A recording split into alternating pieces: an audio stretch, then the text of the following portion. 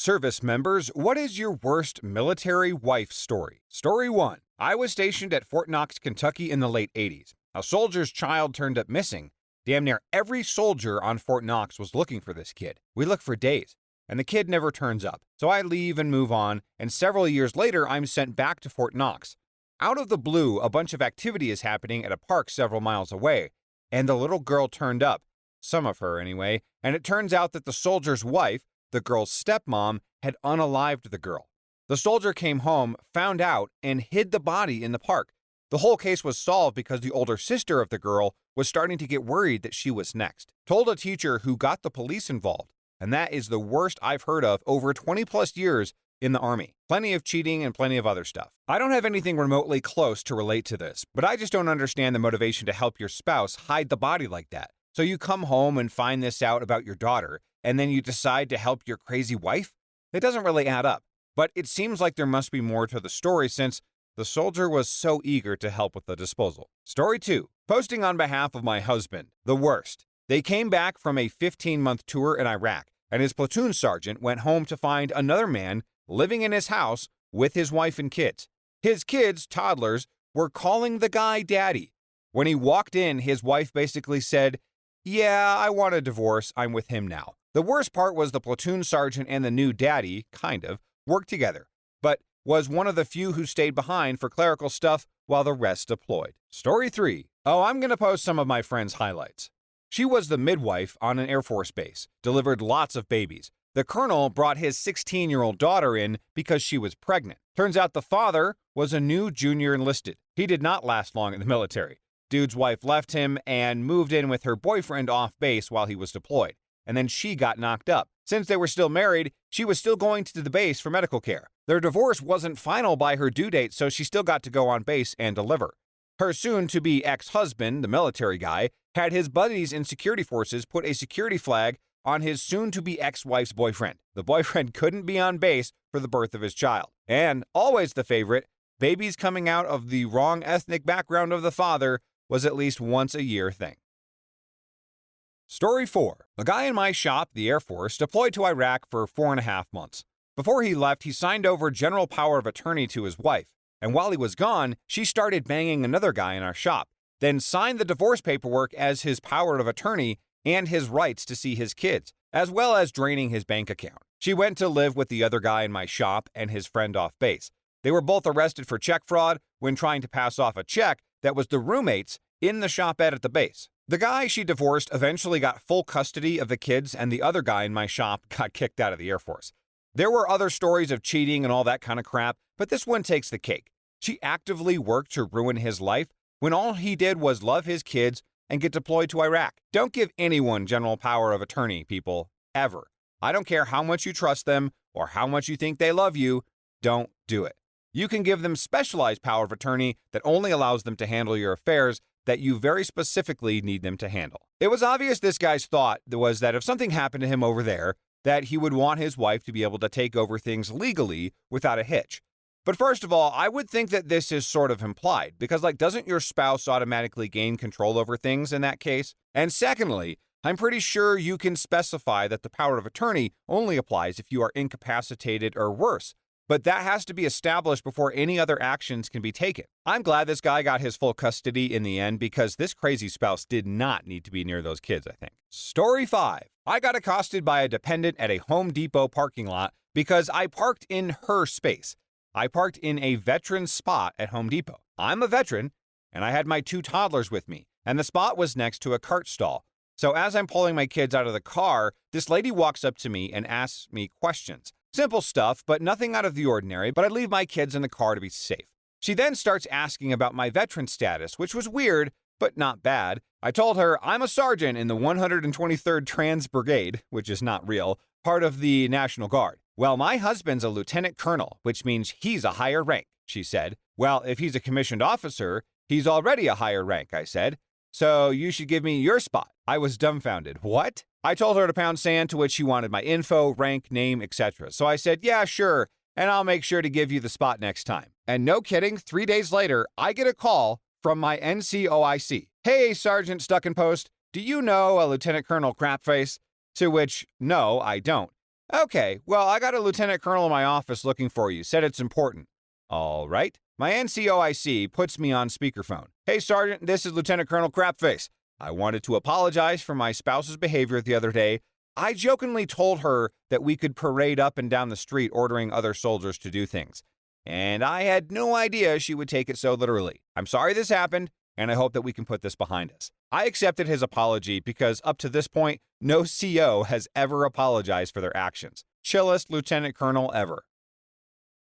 Story 6. Long story. So I was assigned to Pensacola NAS for some training. I wasn't going to be there long and shouldn't have dated. The 21-year-old me was stupid. I met a girl off base and we started to date. She loved that I was in the military while constantly saying that she didn't like military guys, which should have been a red flag. She literally pretended to be the perfect girlfriend. Whatever hobby I mentioned, she said, "Oh my God, I'm into that too." She did everything possible to act like we were a perfect match. She even said that she worked as a FEMA office manager when I told her that I joined because I like to help people. 4 months goes by and I get orders to Cannon Air Force Base in New Mexico. I mentioned that I have to go soon. She knew I was just there temporarily, and she starts hinting at wanting to go with me. Thinking I'm in a really good relationship, I agree. We get to New Mexico and I rent us a place. I was actually supposed to live on base in dorms for about a year until I ranked up to senior airman. Things between us go downhill immediately after moving into our place. She suddenly didn't enjoy anything I did and had a really bad attitude. She said it was just nerves from us moving so far. So fast forward 2 months and I'm getting called out by my captain for living off base without authorization. I explained my situation and he said to send her back or get married. So yep, you guessed it, got married. We were married for 9 years. She was a miserable jerk the whole time, refused to get a job, so I had to 100% support her. Turns out she really couldn't get a job because she just had a GED and her only work experience was as a receptionist for maintenance at a trailer park. She lied about the FEMA job. Right before our 9-year mark, she begs me to get out of the military so that we can move back to Florida. Her grandmother passed and she said that she had to take care of her grandfather. Stupidly, I did it. We get to Florida and her grandfather is fine. We only saw him a couple of times over the course of 2 years. And eventually I catch on that she's been cheating on me and I throw her crap out of my house and she moves in with her boyfriend. Apparently she wanted to go back to Florida because there were some guys there that she wanted to hook up with. When I met her, she was 140 and then ballooned up to 350 within 2 years of us being together. So I really had no interest in her intimately.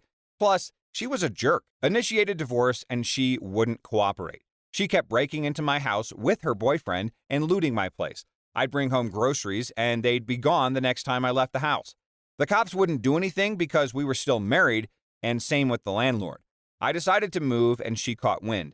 And then I'm at school and she clears out my house again. I go to her place to confront her and she calls the cops, and then I get accused of burglary and battery, and the police believe her because a sociopath can cry on command. I end up getting a plea deal to withhold adjudication of a felony and 3 years of probation. My lawyer convinced me to take it. Now, during the process, I found out that she was never even legally married to me.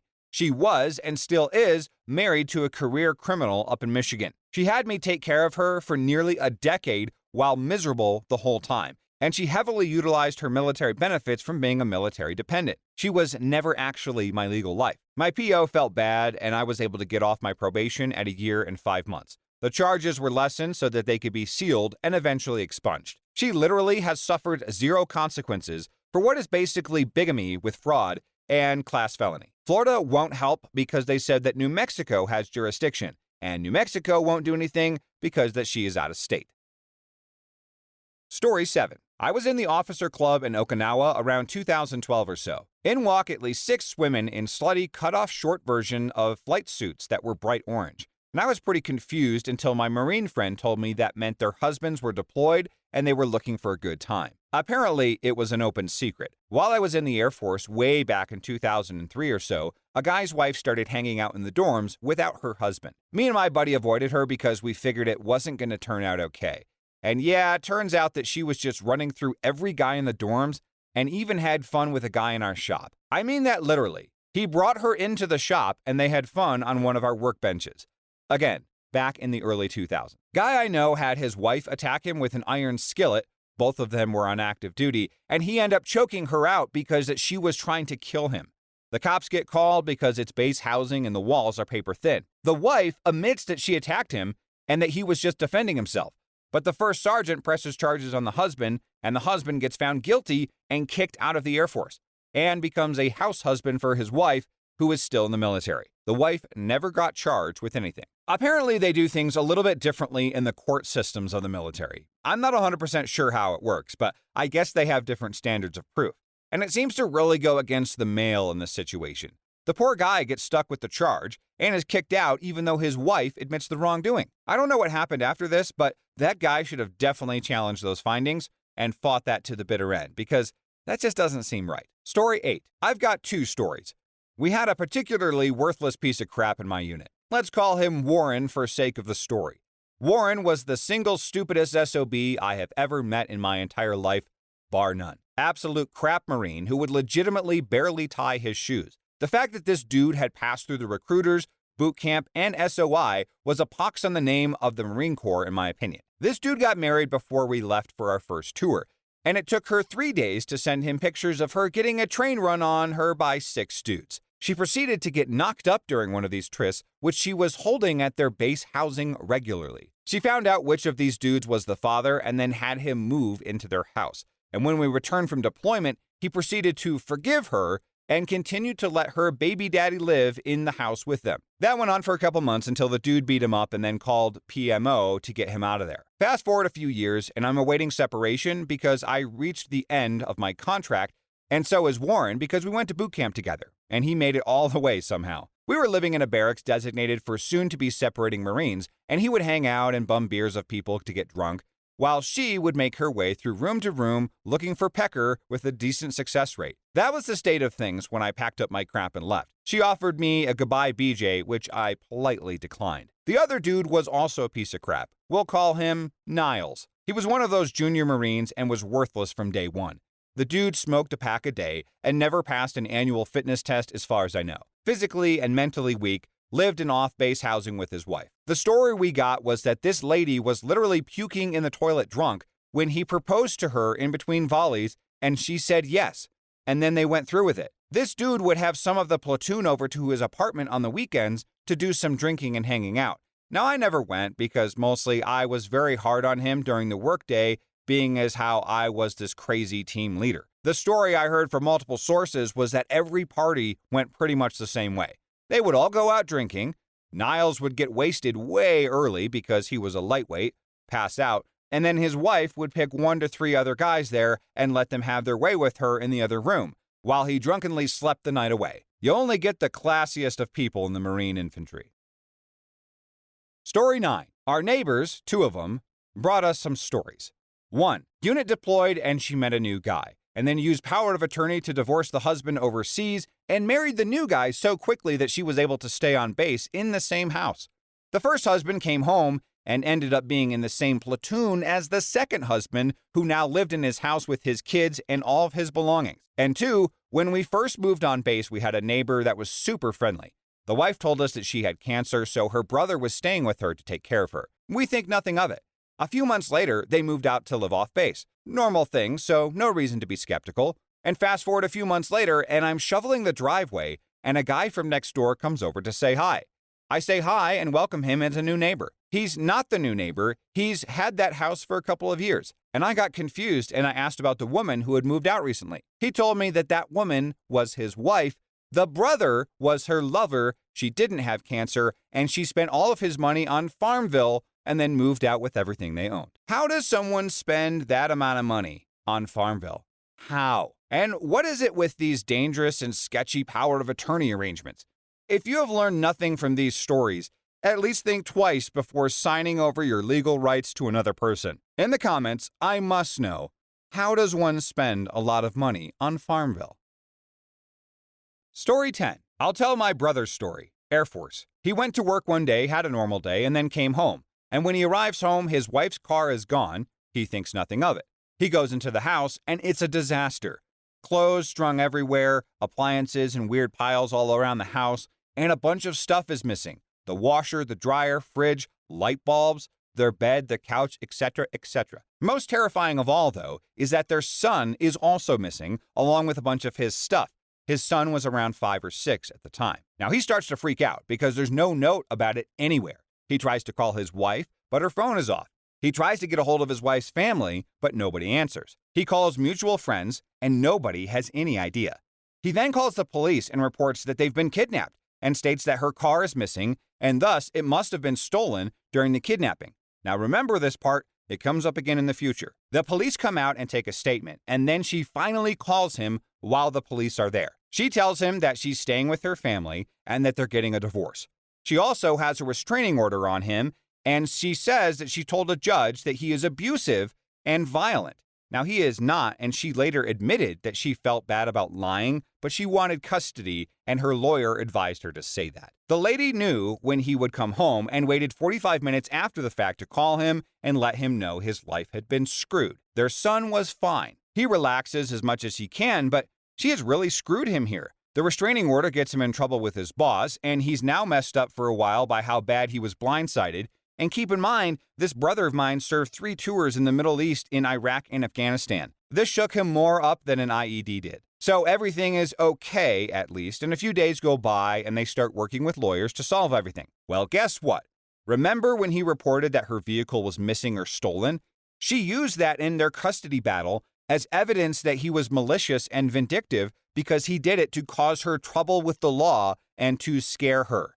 And the judge ends up buying it and siding with her and punishing my brother for filing a bogus police report when he thought that they'd been kidnapped. No joke. My brother's lawyer was a buffoon, and she came from a family with money who got her good lawyers.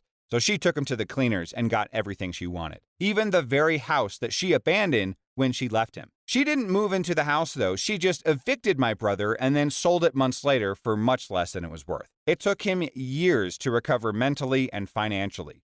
He's out of the military now, 20 years in, retired, and getting his civilian life on track.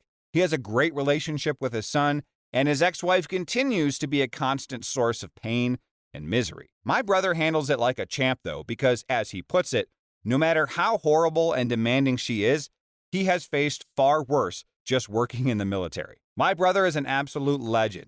His life has been full of ups and downs, more downs than ups, but he keeps going. I respect him more than anyone else out there, and without a doubt, he is my hero.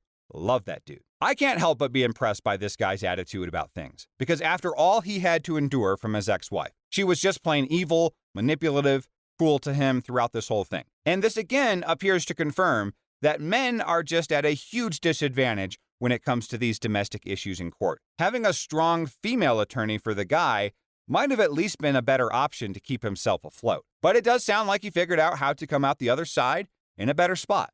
So really hope it keeps getting better and that karma will figure out the rest.